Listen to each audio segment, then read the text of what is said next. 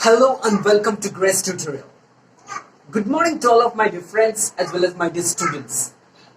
In this video lecture, I will be explaining you about the various things related to the chapter.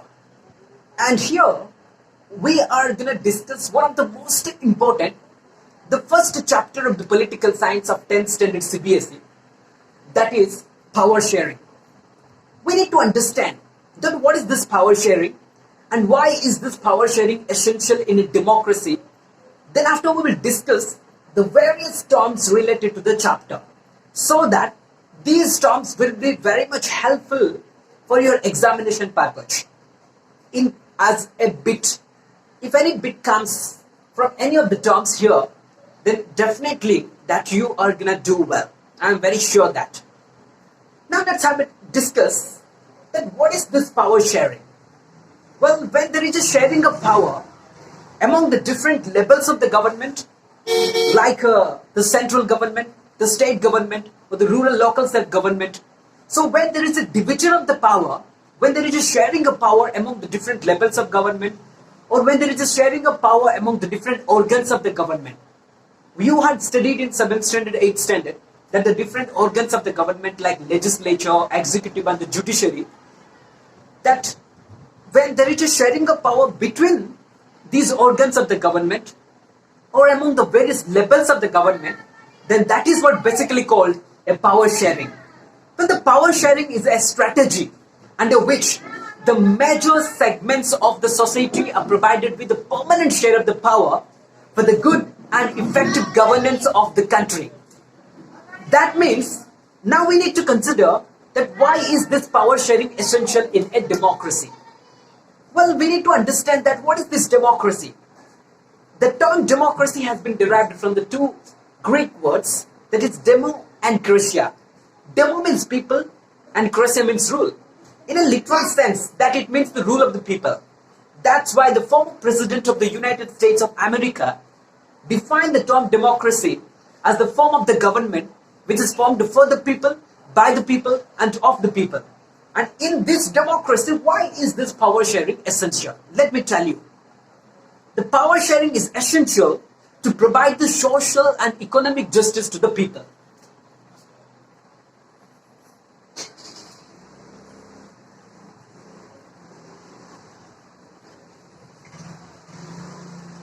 Yes.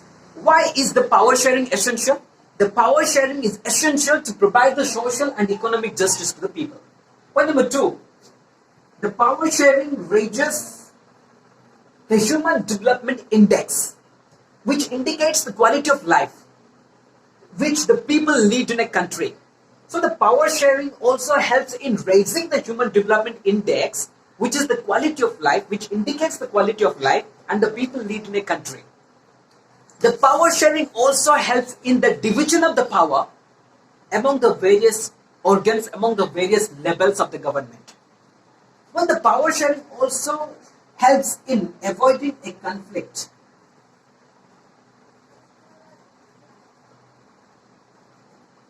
The power sharing, it helps to avoid the various conflict between the social groups in that community. That's why the power sharing is essential in a democracy. I hope you understood that. What do you mean by this power sharing? And why is the power sharing essential in a democracy? Now let us have a look at some of the important terms related to this chapter. The first one is ethnic. Well, what do you mean by this ethnic?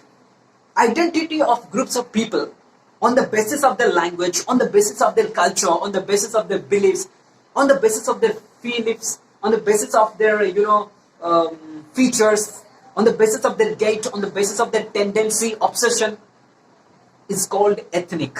So ethnic means identity of the groups of people based on the physical, on the basis of the physical and their attachment, on the basis of their language, on the basis of their beliefs, features, etc. So what do you mean by this majoritarianism? Well, it's very simple to understand, my dear students.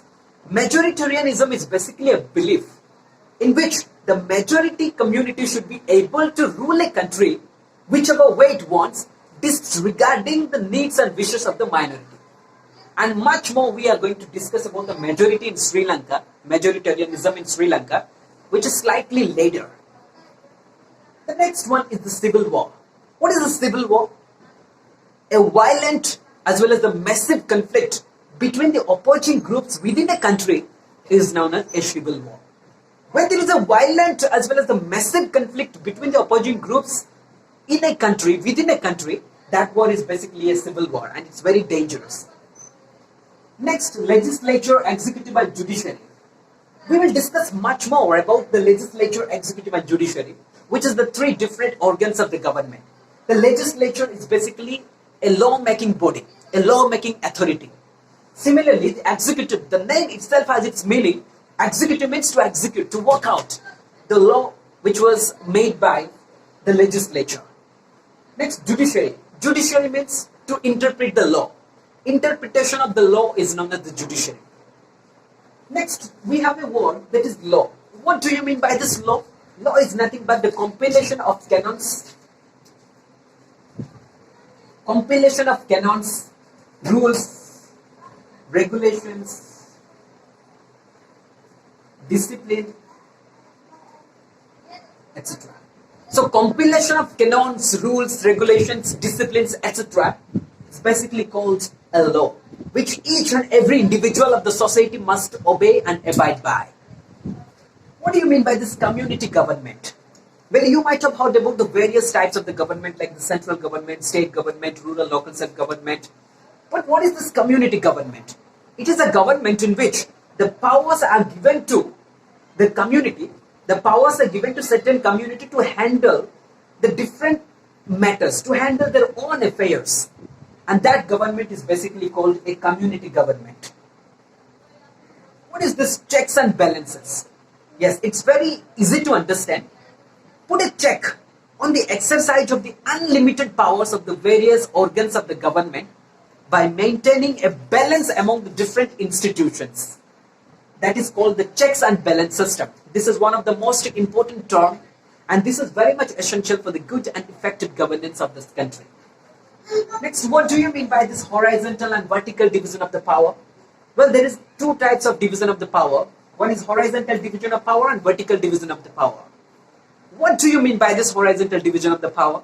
When there is a division of the power between the various organs of the government, that is known as horizontal division of power. When the powers are divided among the various levels of the government, that is known as the vertical division of the power. I hope this term is also very clear to you. Let us move on to the next one, that is the coalition government. Well, what do you mean by this coalition government?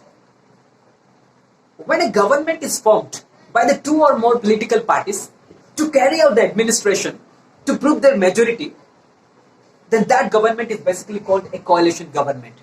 That means a government which is formed by the two or more political parties to prove their majority and to carry out the administration, that government is called a coalition government. I hope it is very clear. Next, the federal government. Well, the federal government, it is a system of the government where there is a division of the power between the national government and the regional government. That means there is a sharing of power. There is a division of the power between the national government and its various constituent units. That is called a federal government. Well, from here, we have discussed the various things that we have discussed the power sharing. We have discussed why is the power sharing essential in a democracy. We also have discussed some of the important terms related to the chapter. I hope that if you understood these terms, and these terms will become the best and the strong foundation to know much more about the chapter power sharing. And in the next session, we are going to discuss that the majoritarianism in Sri Lanka, the story of Belgium and Sri Lanka, and the accommodation of the Belgium. We will discuss much more about that in the next session. Anyhow, thank you very much for watching. Thank you and wish you all the best.